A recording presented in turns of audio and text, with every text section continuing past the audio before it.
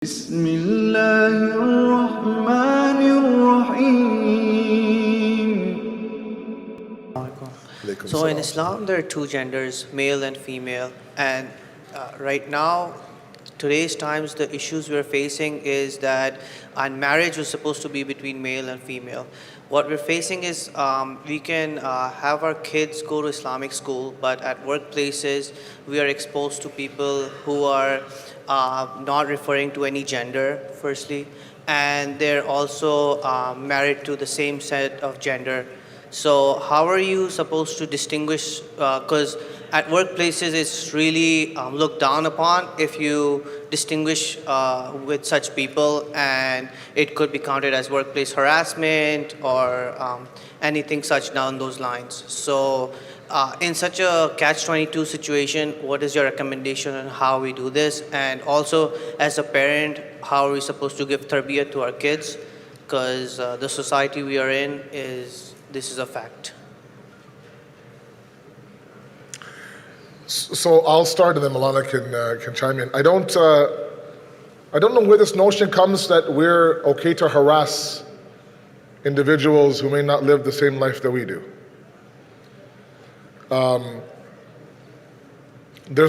Obviously there's not an accepting of certain lifestyles, but there's also not the harassing of that lifestyle as well.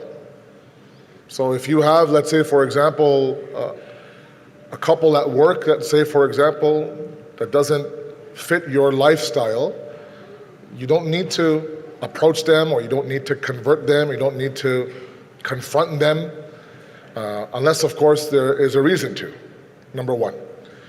Number two is that, just because there's a child that goes to an Islamic school doesn't mean they don't have access to the outside world. This is not a prison that we're in, nor is it a bubble that we're in. Even if it is a bubble, it's a bubble that's meant to protect them, give them the tools, and then release them out to society where they're able now to live in that society, given its nuances, and still be able to hold on to their faith.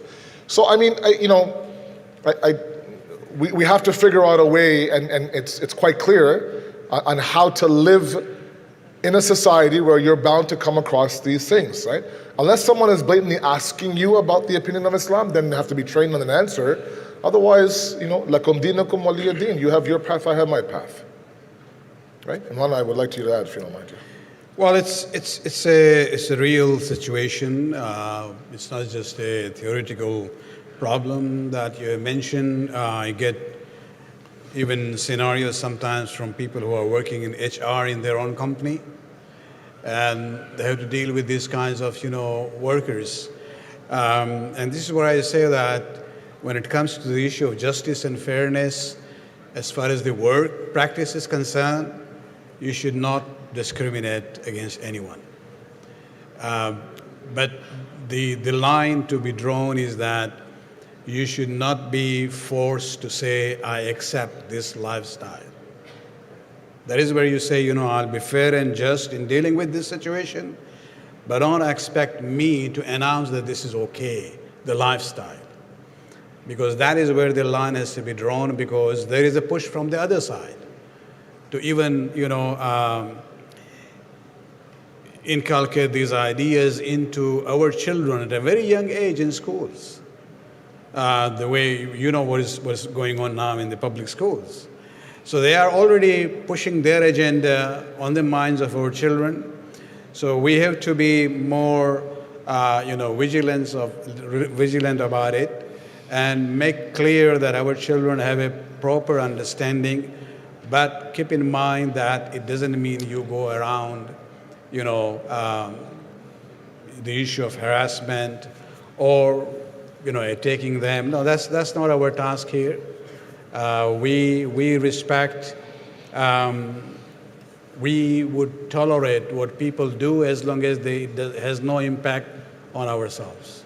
Many times when we have meetings with the school boards in the region, this issue comes up, and I said, well, you are teaching our children pictures of, you can have father and mother, both of them are female.